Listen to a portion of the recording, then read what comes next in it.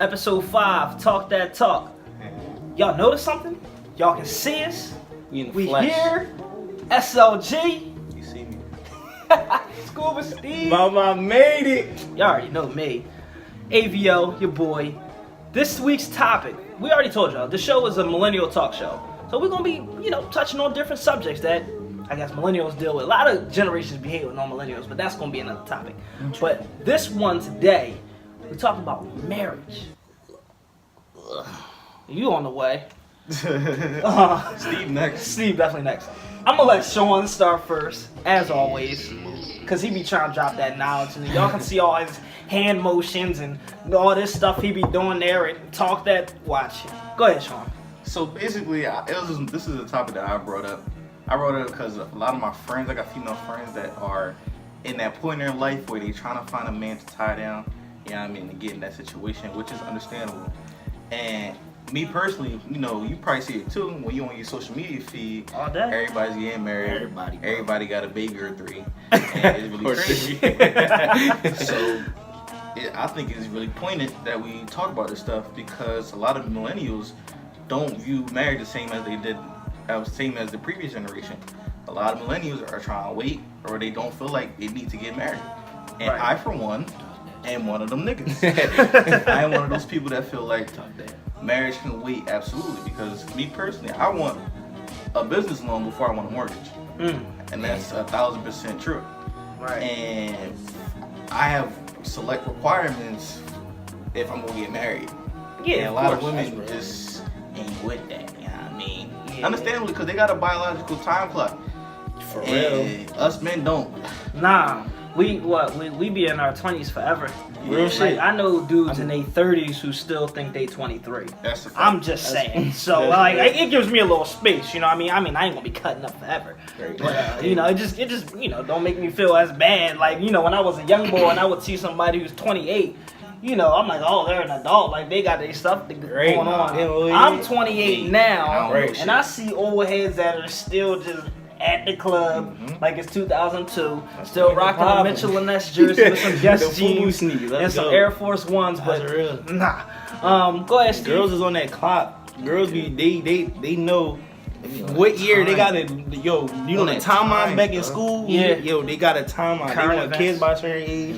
They want marriage by a certain age. A house, all that stuff. Yeah. And sometimes it be hard to keep up for a brother, man. It is. Like, cause don't get me wrong, like, that's definitely the goal. Like, if you're going into a relationship and marriage is not the goal, then what are you doing? Like, why are you wasting your time and why are you wasting that other person's time? And money. And money, yeah, because dates ain't cheap these days. So I don't want to hear that. Like, what's the going price for movies? Bro. I don't know. I got a fire stick. The movies is free on me, bro. Look, I go to movies. the movies done changed. The movie tavern now they got a bar in the movies, food, recline seats. Nah, but it's a all-in-one date now. Now you can get food and the movies in the same day. Actually, yeah, So that is pretty two birds, cost one stone. effective. That is But cost effective. My whole dilemma with marriage, like I support marriage, but when you ready for it, like I feel like now, it'd be kind of rushed, and people marry people for the wrong reasons. But like my biggest thing is, it's so damn expensive. Facts. The Talk average that talk. wedding like over $20,000. It's like Talk that talk. 27,000. And it's average. only 4 hours. I'm spending 27,000. You know how many zeros is behind that 27? That's a lot of zeros, That's a lot of bro. zeros. And Tell you for a what. 4-hour Tell you function, I can be using that to do other stuff. That can, Right. if y'all really serious, y'all can use that 27,000 for a crib. Right, that could be a car. down payment on a crib. Right, you yeah. can do so much stuff. So I'm not really a fan of that. Like, you go to City Hall, get hitched, and then you Right. spend all that money. Do a better honeymoon. Believe it or not, that's where a lot of couples are starting to go to now because they're thinking in the long run. Like, you know how much student loans we got paid now and everything. Last thing you want to do is dish out $27,000 on a Damn, wedding, you're which is cutting my basically a show for others. So a lot of people are, getting married at courthouses or going on destination weddings, or instead of spending that $27,000 for a wedding, you're putting down 10% towards a house and growing together. Right. So I'd say a lot of people are, doing it smarter Right. instead of being old school and you know, being all extravagant. I mean, but then you still have your people who are still very extravagant and want to spend X amount of dollars on weddings, which is nope. Like, I feel like weddings are for other people. It's not even for it's not even for the bride and groom, because you're basically paying for everybody to come see y'all. Say I do. Especially cheap motherfuckers who don't even, excuse my language, cheap motherfuckers who don't even bring no gifts. Bring shit. Like, traditionally, they supposed to bring a gift. That's traditionally, they supposed to. You know, like, yo, I'm here. 17, and they just come for the open bar. Right. Man. Right. It's hard. It's rough out here. But to piggyback off what you said, Mark, I mean, that student loan debt is a big factor. So research shows that millennials put getting married off because they're student loan debt. I mean, because it makes way more sense to pay off that debt or to like think about bringing that debt into a relationship than to get married. Yeah, because when you together, you two people, and y'all trying to get a house, y'all both gotta have stellar credit, right? That's gonna be another, notch under the belt where it's gonna give you a setback or something. So I definitely agree with you on that. And the number one, the study showed the number one reason for failed marriages is finance. You got that right. Problem. I've seen it with my own eyes. So definitely. One thing for me though, like getting married, like I'm all for it, but I've seen some things in life that kind of I wouldn't say it slowed me down a little bit, but it just kind of opened some things up. Like, I'm not gonna get into too much detail, but like two of the main relationships that I've seen in my life, like they don't exist anymore. Like, it doesn't happen. Like, from a little guy to where I am now, and it's just like, well, dang, like they spent 20x odd years together, and now it's just like nothing. It's like you're living a new life. Like, that world that you had before no longer exists. And believe it or not, that kind of scares me. Like, these were like relationships that I looked up to, but at the end of the day, you live and you learn from what those relationships went through. Because when you're a kid, like they don't tell you stuff. You just know surface stuff. Aunt Bonky and Uncle Boo Boo doing this and everything. Bonky. Yo, what kind of random name? I don't even know. But once you get older and you put yourself in those situations and you understand and break it down, you're like, okay, in my relationship, I don't want to take that route, or I want to do this.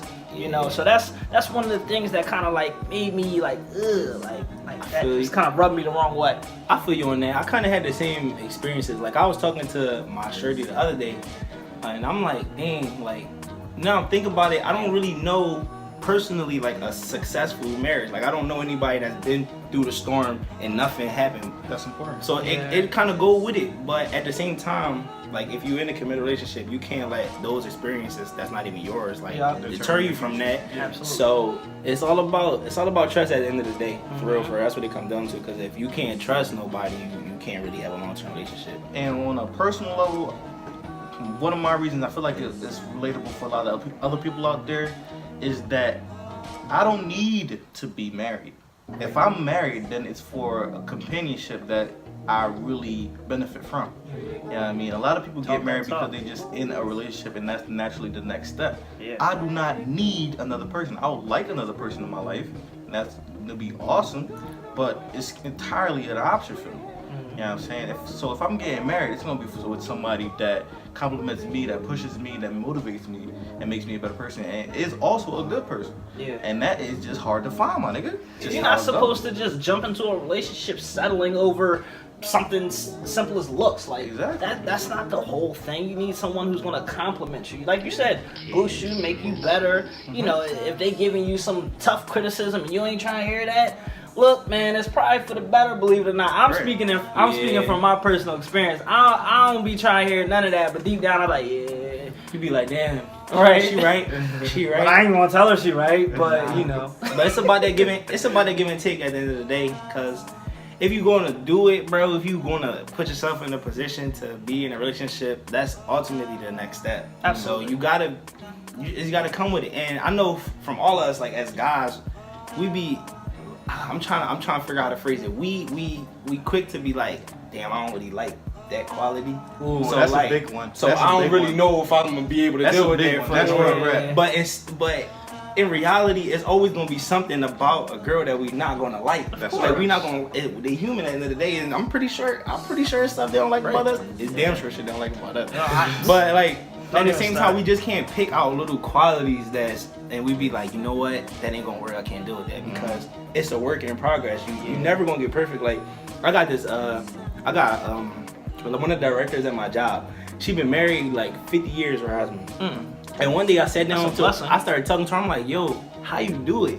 And she like, it's a growing process. She like, even today, they still working on it. Even 50 years down, they still working on it. And she said that's why a lot of them was not successful because they think it's over. They think once you get married, that's the end of it. Nah. You gotta keep working on it every day because life changes every day. You gotta just roll with the punches. Absolutely. And then you also need a partner who's gonna be ready to go to battle with you. Like if you got a partner who just gonna like soon as shit hit the fan, they trying to be out. Like nah, that you don't need nothing like that. That's kind of what happens a lot of these days. And yeah, like it happens a lot these days. Like something happened, and you like pew, I'm out. Like instead of like, you know, if you feel like it's worth it, you know, putting that time in to make it better, then by all means. But some people just be like, look, I ain't got time for this. I'm moving on this. I'm moving on to that. Next thing you know, you on your 4th, 5th person, and it's the same thing. Like, come on, like when are you gonna finally come together and like, all right, look, I see some excellent qualities in this person. You know what? Let me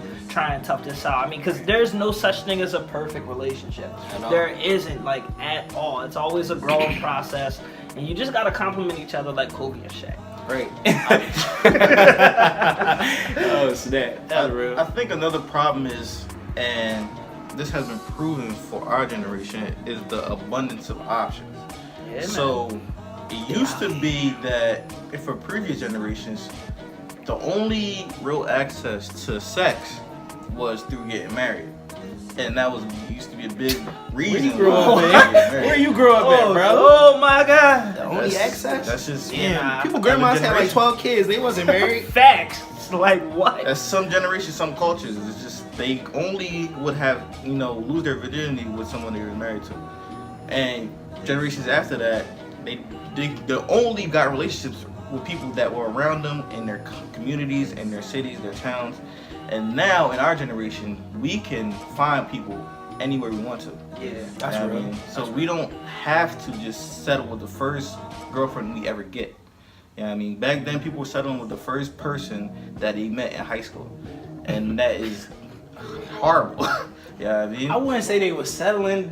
That's who they rock with. Back in the day, it was a whole different game. They didn't have what we have nowadays. This is true. They stuck with what they had. They had what they had, but if they had what we had, I'm pretty sure they wouldn't have stayed with that person. It'd be a lot more single parents if they had what we had. There's a lot of single parents Right. now. I'm What are you saying, talking like, about? They like if you look back at our grandparents or something like that, they've been like through thick and thin. They stuck with our grandpa. Like they stuck with whatever. If they had what we had, like if they had technology and Instagram and all that stuff, it would have been a lot more infidelity, a lot more all of that stuff. They could have probably found a better person.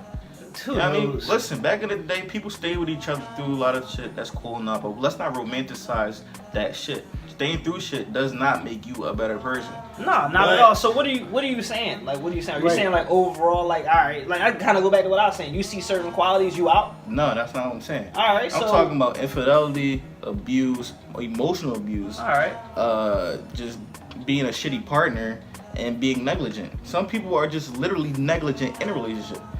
And they subscribe to these old-timey relationship perspectives, like a man does this, a woman does that. Right. But that put a lot of burdens on a woman.